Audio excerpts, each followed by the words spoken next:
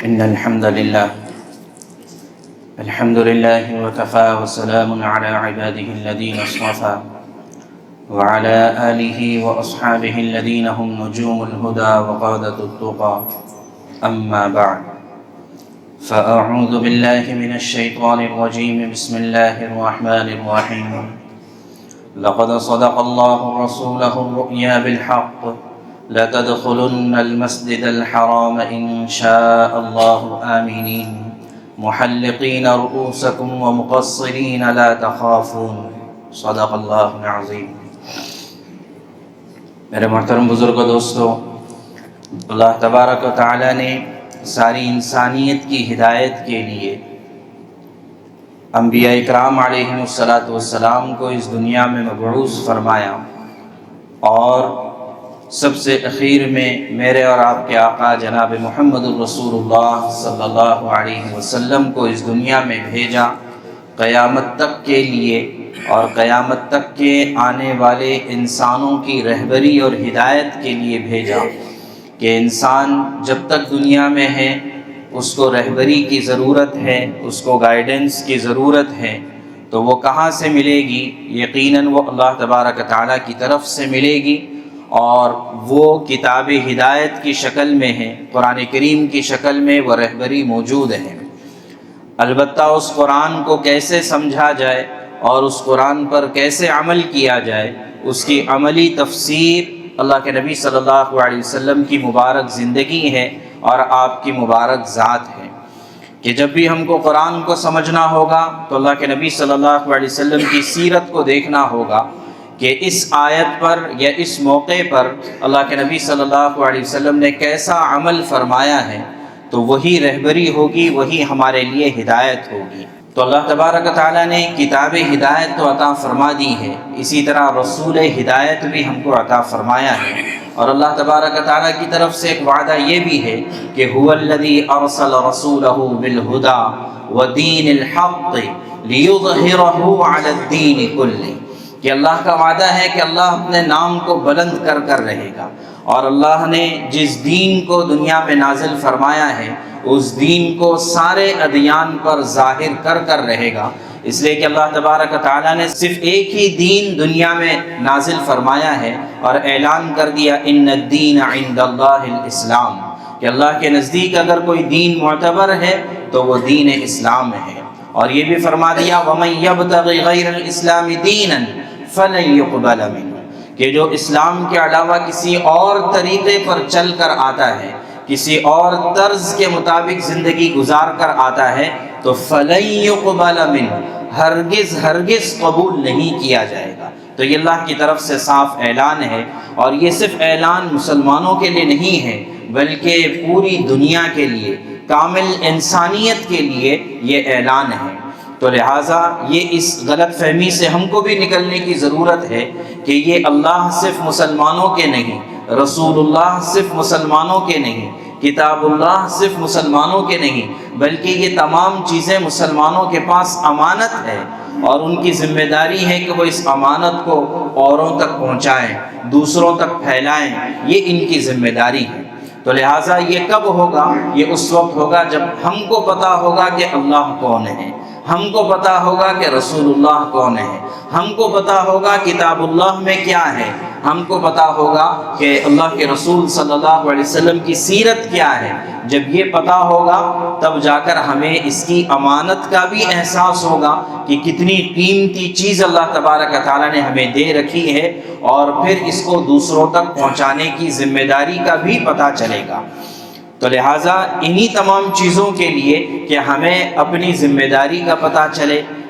ہمارے پاس جو امانت ہے اس امانت کی قیمت کا اندازہ ہو، اور جس ذمہ داری کو ہمیں دیا گیا ہے اس ذمہ داری کو ہم نبھانے والے اور پہنچانے والے کیسے بن جائیں، اس کے لیے یہ سیرت کا تذکرہ ہے کہ اللہ کے نبی صلی اللہ علیہ وسلم کی پوری سیرت یہ مبارک ہے، یہ برکت والی ہے، یہ خیر والی ہے، یہ ہدایت والی ہے، یہ کامیابی والی ہے، دنیا میں بھی اور آخرت میں بھی۔ تو اللہ کے نبی صلی اللہ علیہ وسلم کی سیرت کا تذکرہ چل رہا ہے کہ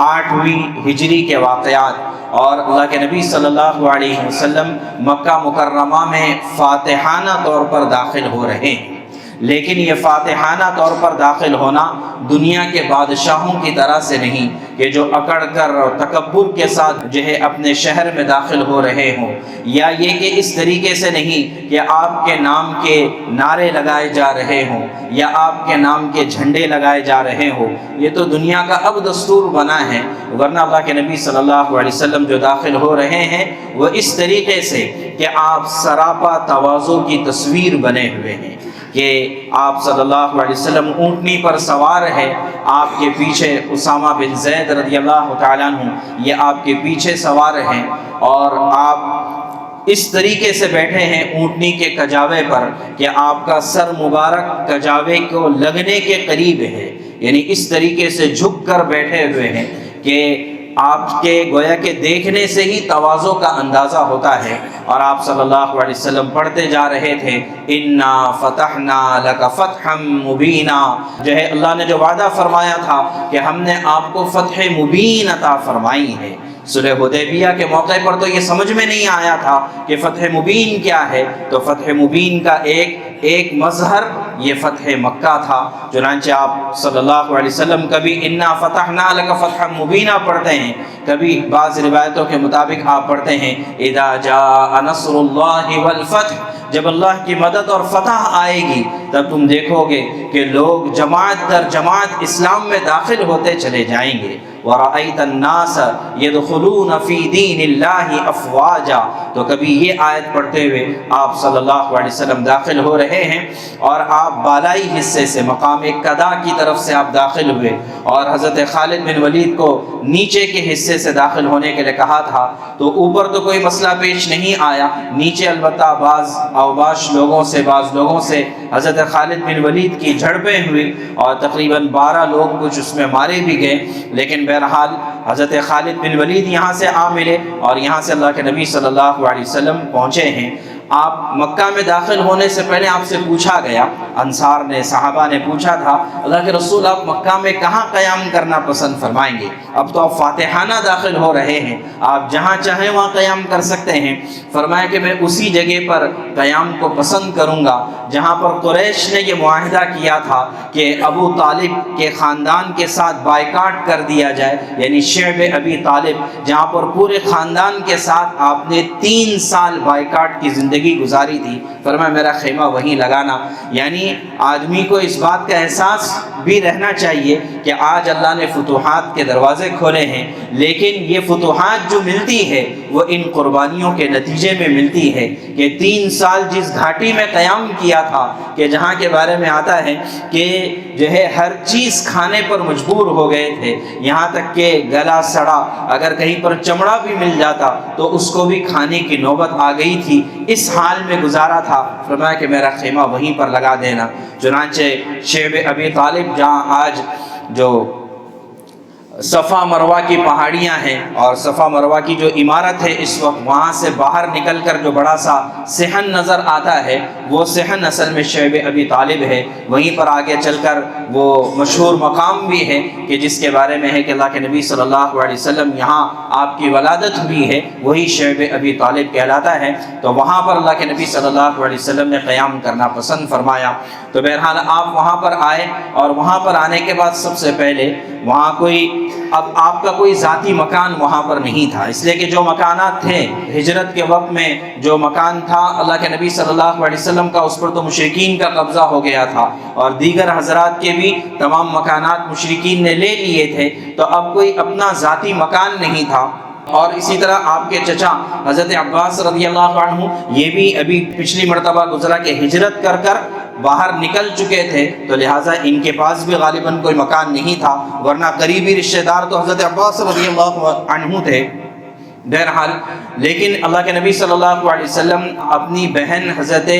ام ہانی بنت ابی طالب رضی اللہ تعالیٰ عنہ، حضرت علی کی بہن ہے، ان کے مکان میں آپ تشریف لے گئے، اور ان کا مکان بھی آج مشہور ہے کہ بیت اللہ کے ایک طرف باب الوداع جس طرف ہے وہاں پر ایک بڑا سا پلر ہے۔ ویسے تو ایک طرح کے ہی سارے پلر نظر آتے ہیں، لیکن ایک مخصوص پلر ہے وہاں کے بارے میں مشہور ہے کہ یہ ام ہانی رضی اللہ عنہا کا مکان ہے، اور چونکہ اس وقت حکومت اس کو ظاہر نہیں کرتی ہے، لیکن بہت سوں کو پتہ ہے کہ یہی پلر حضرت ام ہانی کا مکان، اور ابھی غالباً اسی یعنی بدعات وغیرہ سے بچنے کے لیے حکومت نے اس کو ڈھانپ کر بھی رکھا ہوا ہے۔ تو بہرحال وہ پلر اور زیادہ نمایاں ہو گیا، اور جاننے والوں کے لیے آسانی ہو گئی کہ یہی وہ پلر ہے جو ام ہانی کا مکان تھا۔ تو ممکن ہے کہ کعبۃ اللہ سے قریب ہونے کی وجہ سے اللہ کے نبی صلی اللہ علیہ وسلم وہاں تشریف لے گئے، آپ نے غسل فرمایا اور آپ نے 8 رکعت نماز پڑھی۔ اب یہ 8 رکعت نماز بعض علماء کے مطابق یہ چاشت کی نماز تھی، اور بعض کا کہنا تھا کہ نہیں یہ صلاۃ الفتح تھی، یعنی فتح کی خوشی میں اللہ کے نبی صلی اللہ علیہ وسلم نے یہ نماز ادا فرمائی۔ چنانچہ بعد میں بھی صحابہ کا یہ معمول رہا۔ عمرو بن عاص رضی اللہ تعالیٰ عنہ جب انہوں نے کسریٰ کو فتح کیا، مدائن کا شہر فتح ہوا، تو انہوں نے بھی یہ صلاۃ الفتح وہاں پر پڑھی تھی۔ تو بہرحال آپ نے نماز ادا کی، اور پھر اس کے بعد آپ بیت اللہ میں داخل ہوئے اونٹنی پر سوار ہو کر، اور آپ نے اونٹنی کے ساتھ، چونکہ مجمع 10,000 کا مجمع ساتھ میں تھا اور دیگر لوگ بھی تھے، تو آپ صلی اللہ علیہ وسلم نے اونٹنی پر بیت اللہ کا طواف کیا، اور بیت اللہ کا طواف کرنے کے بعد اب آپ بیت اللہ میں داخل ہوئے۔ جیسے بیت اللہ میں داخل ہوئے تو دیکھا کہ بیت اللہ کے اطراف میں بت ہے، 360 بت تھے۔ بیت اللہ کے اندر جیسے داخل ہوئے تو وہاں پر بھی تصویریں لگی ہوئی تھی، وہاں پر بھی بت سارے بنے ہوئے تھے۔ تو اللہ کے نبی صلی اللہ علیہ وسلم نے بذات خود ایک ایک بت کی طرف اشارہ فرمایا۔ بعض روایتوں میں ہے کہ کمان کے ذریعے سے اشارہ کیا، اور بعض روایتوں میں ہے کہ انگلی کے ذریعے سے اشارہ کیا، اور آپ کہتے جاتے تھے جاء الحق وزہق الباطل ان الباطل کان زہوقا، کہ حق آ گیا ہے اور باطل ختم ہو گیا ہے، اور باطل تو مٹنے کے لیے ہی آیا ہے۔ تو لہٰذا ایک ایک بت کی طرف اشارہ فرماتے، وہ بت خود بخود گرتا چلا جاتا۔ آپ کے ساتھ حضرت اسامہ بن زید اور حضرت بلال رضی اللہ عنہ یہ کعبے کے اندر میں تھے، انہوں نے بھی اندر سے پورا صاف کیا، زمزم کا پانی منگوایا، زمزم کے پانی سے پوری طرح سے بیت اللہ کو صاف کیا اندر سے۔ پھر ہر کونے پر جا کر آپ نے تکبیر کہی، اس لیے کہ اسی جگہ پر اتنے سارے بت رکھے ہوئے تھے، تو اب اس کے بعد ہر کونے پر جا کر آپ نے تکبیر کہی۔ پھر کعبۃ اللہ کے اندر اس زمانے میں 6 ستون تھے، 3 ستون آگے کی طرف، 3 ستون پیچھے کی طرف۔ اللہ کے نبی صلی اللہ علیہ وسلم نے 3 ستون کو اپنے پیچھے رکھا، اور سامنے کی طرف آپ صلی اللہ علیہ وسلم نے وہاں پر 2 رکعت نماز ادا فرمائی، اور اس طریقے سے گویا کہ کعبۃ اللہ کی ظاہری صفائی بھی ہو گئی اور باطنی صفائی بھی ہو گئی۔ اور پھر اس کے بعد آپ صلی اللہ علیہ وسلم باہر تشریف لائے اور کعبۃ اللہ کے دروازے پر کھڑے ہوئے، اور کعبۃ اللہ کے دروازے پر جیسے کھڑے ہوئے تو سامنے کا سارا مطاف کا جو حصہ تھا وہ بھرا ہوا تھا، ایک تو صحابہ کے ذریعے بھی اور تمام مکہ والے بھی آپ کے سامنے آ کر کھڑے ہو گئے تھے، اس لیے کہ یہی وہ ذات تھی، یہی وہ شخصیت تھی کہ جن کو مارنے کا پلان اسی دار الندوہ میں بنایا گیا تھا۔ دار الندوہ یہ بھی بیت اللہ کے قریب ہی، اب تو مطاف کے قریب آ گیا ہے لیکن اب تو عمارت کا حصہ ہو گیا ہے، یہیں پر جو ہے دار الندوہ میں آپ کے قتل کی سازش ہوئی تھی، اور وہیں صفا پہاڑی کے پاس جو ہے دار ارقم تھا، جہاں پر چھپ کر اللہ کے نبی صلی اللہ علیہ وسلم نے صحابہ کرام کو تعلیمات دی تھی۔ تو بہرحال یہ سارا منظر ان کے بھی سامنے تھا، اور کل تک جن کو مکہ میں داخل ہونے کے لیے پابندیاں لگائی جانے کی کوشش ہو رہی تھی، آج وہ فاتحانہ داخل ہو گئے تھے۔ ابھی 1 سال پہلے 2 سال پہلے کی بات تھی کہ جب یہ عمرہ کی قضا کرنے کے لیے آئے تھے، 3 دن مکے میں رکے تھے، انہوں نے درخواست کی تھی کہ بھئی 3 دن سے زائد رکنے کی اجازت دے دو اور میری طرف سے ولیمہ بھی کھا لو، لیکن سہیل بن عمرو نے کہا تھا ہمیں تمہارے کھانے کی ضرورت نہیں ہے، یہ کہہ کر مکے سے نکالا تھا۔ آج وہی فاتحانہ انداز میں بیت اللہ کے دروازے پر کھڑے تھے، اور اللہ کے نبی صلی اللہ علیہ وسلم نے خطبہ دیا، سب سے پہلے اللہ تعالیٰ کی تعریف کی، اور وہی بات کہ لا الہ الا اللہ وحدہ، کہ صدق وعدہ ونصر عبدہ وحزم الاحزاب وحدہ، سکتا کہ اللہ کی ذات تنہا ہے، اس کا کوئی شریک نہیں ہے، اور اللہ نے اپنا وعدہ پورا کر دیا اپنے بندے کی۔ حالانکہ خود فاتحانہ داخل ہوئے ہیں، لیکن اپنے لیے جو لقب پسند کر رہے ہیں وہ کسی بادشاہ کا نہیں بلکہ اللہ کا بندہ ہونا، یہ سب سے بڑا ٹائٹل ہے، یہ سب سے بڑا لقب ہے انسان کے لیے کہ وہ اللہ کا بندہ بن جائے۔ فرمایا کہ اپنے بندے کی مدد کی، اور جتنے بھی جو ہے لوگ ان کے خلاف اٹھے تھے اللہ نے ان سب کو تنہا ہزیمت و شکست عطا فرمائی۔ اور پھر اس میں اللہ کے نبی صلی اللہ علیہ وسلم نے تمام لوگوں سے یہ بات فرمائی کہ الناس من آدم و آدم من تراب، کہ تمام لوگ آدم علیہ السلام کی نسل ہے اور آدم مٹی سے بنائے گئے ہیں۔ اور یہ اعلان کیا یا ایھا الناس انا خلقناکم من ذکر و انثی وجعلناکم شعوبا وقبائل لتعارفوا ان اکرمکم عند اللہ اتقاکم۔ اے لوگو کہ یہ عربی اور عجمی جو چونکہ قریش کے اندر اور عربوں کے اندر بڑی عصبیت تھی اور اپنے نسل پر بڑا فخر تھا، فرمایا کہ تم سب برابر ہو اللہ کے نزدیک، کالے اور گورے کا کوئی فرق نہیں، عربی اور عجمی کا کوئی فرق نہیں۔ ہاں اگر اللہ کے نزدیک فرق پڑتا ہے تو تمہارے تقوی سے فرق پڑتا ہے، تمہارے اعمال سے فرق پڑتا ہے۔ تو لہٰذا اس کا اعلان فرمایا، گویا کہ قریش کے سامنے کہا کہ تمہاری کوئی حیثیت نہیں ہے، حیثیت ان لوگوں کی ہے کہ جو ایمان لانے والے ہیں اور جو تقوی والے ہیں۔ پھر اس کے بعد اللہ کے نبی صلی اللہ علیہ وسلم نے قریش کو مخاطب کرتے ہوئے پوچھا، بتاؤ کہ میں تمہارے ساتھ کیا معاملہ کرنا چاہوں گا؟ تو سہیل بن عمرو وہی جو صلح حدیبیہ میں تھے اور ان کا بار بار تذکرہ آیا، انہوں نے اٹھ کر کہا کہ آپ تو اخ کریم وابن اخ کریم، کہ تم تو ہمارے جو ہے کرم والے سخاوت والے بھائی ہے، اور تمہارے باپ بھی ایسے ہی سخاوت والے اور کرم والے تھے۔ تو اللہ کے نبی صلی اللہ علیہ وسلم فرمایا، میں آج تم سے وہی بات کہوں گا جو یوسف علیہ السلام نے اپنے بھائیوں سے کہی تھی، لا تثریب علیکم اليوم یغفر اللہ لکم وہو ارحم الراحمین، کہ آج کے بعد تم پر کوئی ملامت نہیں ہے، تم سب کو معاف کر دیتا ہوں، اور اللہ تبارک و تعالیٰ بھی تم کو معاف کر دے گا، اور اللہ سے بڑھ کر اور کون رحم کرنے والی ذات ہے۔ تو بہرحال یہ خطبہ دیا۔ اب جو ہے اس کا جو اثر پورے قریش میں پڑا، تو اس میں سے کچھ لوگ جو تھے ان کے لیے یہ ماننا بہت مشکل ہو رہا تھا۔ چنانچہ یہ واقعہ ملتا ہے عتاب بن اسید اور خالد بن اسید اور ابو سفیان وغیرہ ایک جگہ پر بیٹھے یہ تمام باتیں سن رہے تھے۔ تو عتاب بن اسید نے کہا کہ اللہ کا کتنا کرم ہے کہ میرا باپ اس دنیا میں نہیں ہے اس دن کو دیکھنے کے لیے، یعنی نفرت کے طور پر اس نے یہ بات کہی۔ اور پھر اور اس طرح کی اور گفتگو آپس میں ہوتی رہی۔ ابو سفیان جو ابھی ایمان لائے تھے لیکن ابھی ایمان لائے تھے، انہوں نے کہا میں تو کچھ نہیں کہتا ہوں، اگر میں نے کچھ کہہ دیا تو یہ یہاں کے جو کنکر ہے یہ بھی میرے خلاف ان کے سامنے گواہی دے دیں گے۔ بہرحال اللہ کے نبی صلی اللہ علیہ وسلم وہاں سے اتر کر ان کے پاس سے گزرے، اور ابھی ان کی گفتگو ختم ہی ہوئی تھی۔ اللہ کے نبی صلی اللہ علیہ وسلم ان کے پاس سے گزرے اور پوچھا عتاب بن اسید سے، خالد بن اسید سے اور جو بیٹھے ہوئے تھے، کیا تم نے میرے بارے میں یہ گفتگو کی تھی؟ تو اب ان کے ہوش اڑ گئے کہ ابھی تو ہم یہیں پر بیٹھے ہیں اور یہاں سے اٹھ کر کسی نے ان کو جا کر بتایا بھی نہیں۔ تو فوراً سمجھ میں آ گیا۔ عتاب بن اسید فرماتے ہیں کہ وہیں پر انہوں نے کلمہ پڑھ لیا اور اسلام میں داخل ہو گئے کہ یقیناً یہ بادشاہت نہیں ہے، یہ نبوت ہے اور یہ اللہ کی طرف سے وحی ہے، اس کے بغیر ایسا نہیں ہو سکتا۔ چنانچہ پھر جو ہے یہ عتاب بن اسید ان کے بارے میں آتا ہے کہ 21 سال عمر تھی اور انہوں نے اللہ کے نبی صلی اللہ علیہ وسلم سے درخواست کی اب تو مکہ فتح ہو گیا ہے تو لہٰذا آپ مکے کا ذمہ دار اور امیر آپ مجھے متعین کر دیجئے۔ تو اللہ کے نبی صلی اللہ علیہ وسلم نے ان کو مکے کا امیر اور ذمہ دار بنایا اور اخیر تک یہی مکے کے ذمہ دار اور امیر رہے۔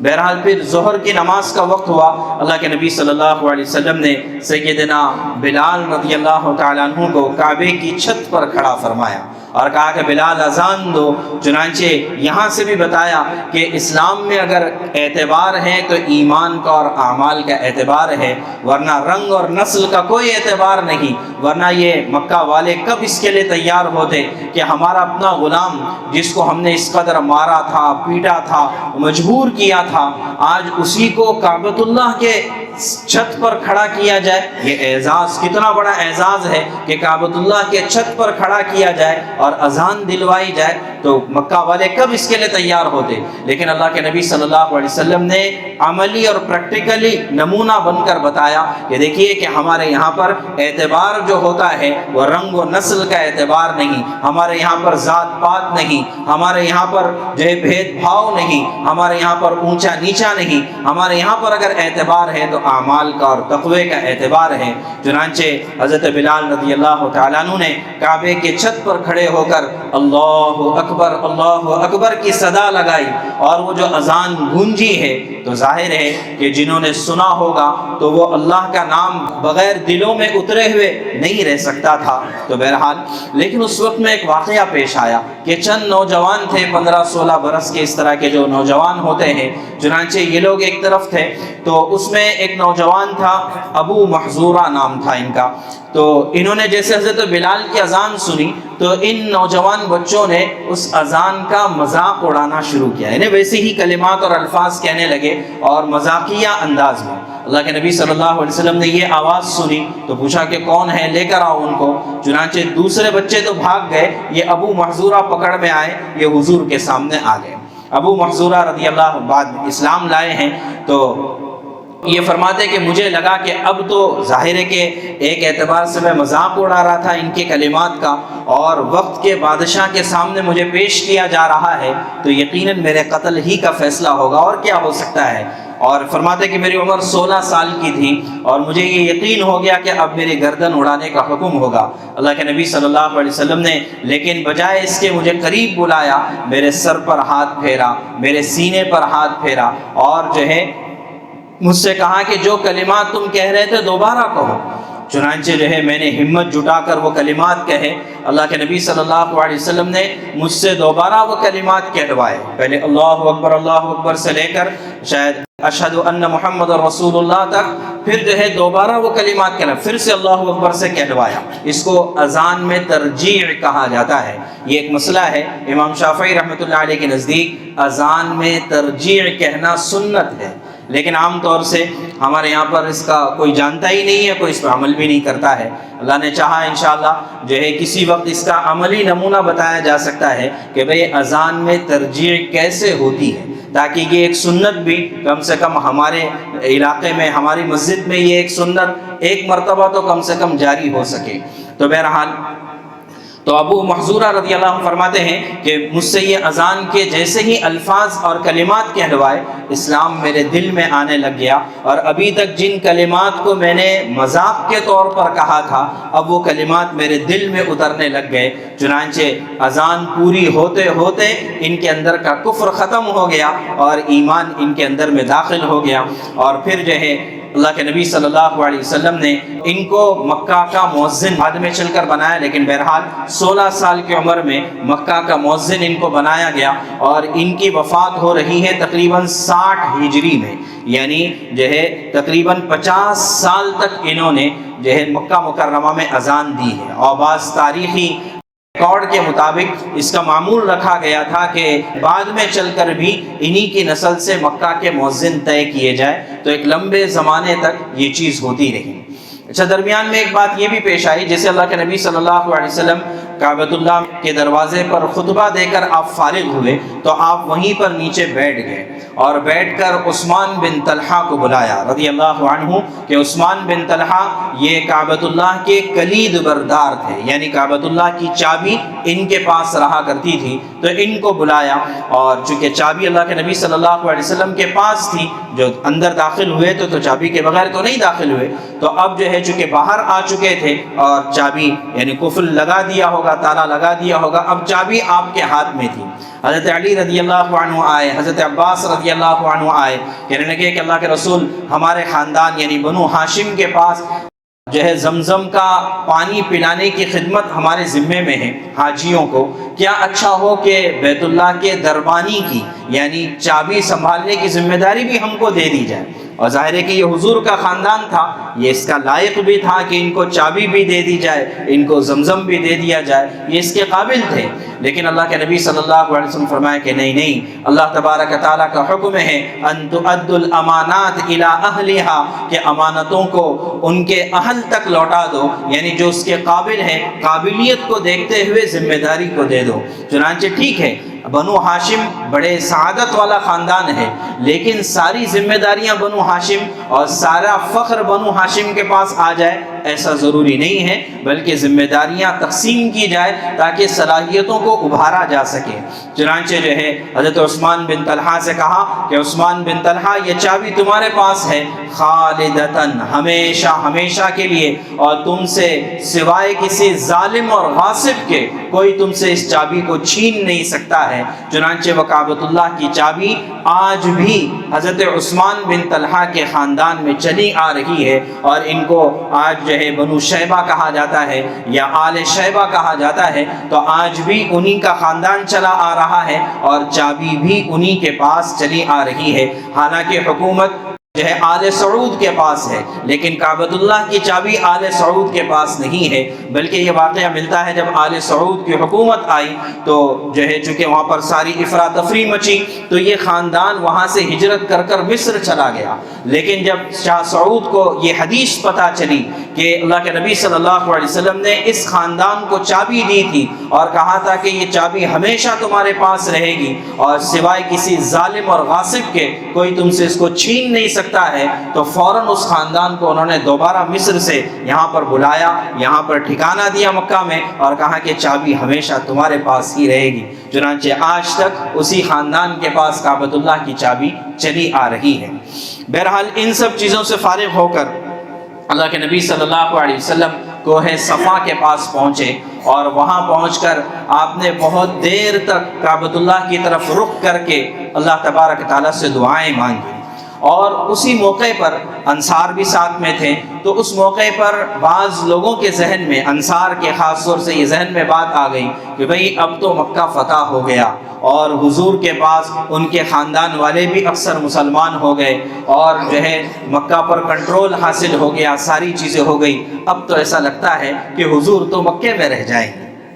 اللہ کے نبی صلی اللہ علیہ وسلم کو وحی کے ذریعے سے اطلاع ہوئی کہ انصار اس طرح کی باتیں کر رہے ہیں، تو وہیں پر کوہ صفا کے پاس حضور نے انصار کو بلایا، کیا تم نے ایسی بات کہی ہے؟ کہا اللہ کے رسول ہمارے ذہنوں میں، ہمارے دلوں میں تو یہی خیال آیا کہ آپ شاید ہم کو چھوڑ دیں گے۔ فرمایا کہ نہیں، میرا جینا اور میرا مرنا سب انصار کے ساتھ ہے، کہ ہم نے جو اللہ کے نام پر جو گھر بار کو جو چھوڑا تھا وہ اس لیے نہیں چھوڑا تھا کہ واپس دوبارہ یہاں پر آ جائیں، بلکہ جو ہے ہم نے جو اللہ کے نام پر چھوڑا وہ ہمیشہ ہمیشہ کے لیے چھوڑا تھا، اب جینا اور مرنا انصار کے ساتھ ہوگا۔ اور پھر اس کے بعد جو ہے جب یہ ساری کیفیت ہوئی تو پھر وہیں پر آپ کو ہے صفا کے پاس بیٹھے اور وہاں پر مرد حضرات آئے، اللہ کے نبی صلی اللہ علیہ وسلم نے ان سے بیعت لی، اور پھر اس کے بعد عورتیں آئیں جس میں ہندہ جو ہے ابو سفیان کی بیوی رضی اللہ تعالی عنہا، جنہوں نے حضرت حمزہ کو شہید کیا تھا، کہ یہ بھی آئیں اور انہوں نے بھی اسلام قبول کیا، ان کے اسلام کو ایکسپٹ کیا گیا، اللہ کے نبی صلی اللہ علیہ وسلم نے ان کو معاف کر دیا۔ اور اس طرح کے کئی لوگ، بلکہ 15 لوگ ایسے تھے جن کے بارے میں حضور نے اعلان کیا تھا کہ یہ جہاں کہیں بھی ملے ان کو قتل کر دیا جائے، لیکن ان میں سے اکثر وہ نکلے کہ جنہوں نے اسلام قبول کیا اور اللہ کے نبی صلی اللہ علیہ وسلم نے ان کو معاف کر دیا۔ تو لہٰذا ضرورت اس بات کی ہے کہ ہم اس سیرت کے یہ پاکیزہ پیغام کو، حسین پیغام کو ہم خود بھی جو ہے اپنی زندگیوں میں اپنائیں کہ معاف کرنا کتنا بڑا درجہ رکھتا ہے، اور ایک معاف کرنے کی وجہ سے کتنے دلوں کو جیتا جا سکتا ہے، چاہے وہ معاف کرنا جو ہے پورے قوم اور برادری کو معاف کرنا ہو، چاہے وہ اپنے دشمن کو معاف کرنا ہو، چاہے وہ آپس میں ایک دوسرے کو معاف کرنا ہو، رشتہ داروں میں معاف کرنا ہو، یا پھر جو ہے والدین کو، اولاد کو معاف کرنا ہو، یا پھر یہ کہ میاں بیوی میں ایک دوسرے کو معاف کرنا ہو، کہ یہ معافی ایک گویا کہ سحر انگیز کلمہ ہے، یہ ایک جادوئی کلمہ ہے کہ جب دل سے یہ بات کہی جاتی ہے تو سامنے والے کا دل بھی یہ چیرے بغیر نہیں رہتی ہے۔ تو لہٰذا یہ سیرت کا ایک بہت بڑا پیغام ہے کہ معاف کر دینا، درگزر کر دینا، اور جو ہے غلطی سے جو ہے صرف نظر کر دینا، یہ وہ صفات ہے، یہ وہ کمالات ہے جس سے انسانوں کو جیتا جا سکتا ہے۔ کہ جو ملک جو فتح کیے جاتے ہیں، تو ملک جو فتح کیے جاتے ہیں یہ تو بادشاہوں کا کام ہوتا ہے، نبیوں کا کام تو دلوں کو فتح کرنا ہوتا ہے۔ وہ دلوں کو اللہ کی طرف موڑ دیتے ہیں، وہ دلوں کو ہدایت اور صراط مستقیم پر لے کر آتے ہیں۔ تو لہٰذا ضرورت اس بات کی ہے کہ ہم اپنے اندر ان صفات کو، ان کمالات کو پیدا کرنے کی کوشش کریں، تاکہ ہمارے ذریعے سے بھی دنیا میں راحت کا پیغام، امن کا پیغام، سلامتی کا پیغام پہنچ سکے، اور اللہ تبارک و تعالی ہمارے ذریعے سے جو ہے دین کے کلمے کو بلند فرمائے، اور یہ کہ اللہ تبارک و تعالی جو ہے اعلاء کلمت اللہ کے لیے ہمیں اور ہماری نسلوں کو قبول فرمائے۔ وآخر دعوانا الحمدللہ۔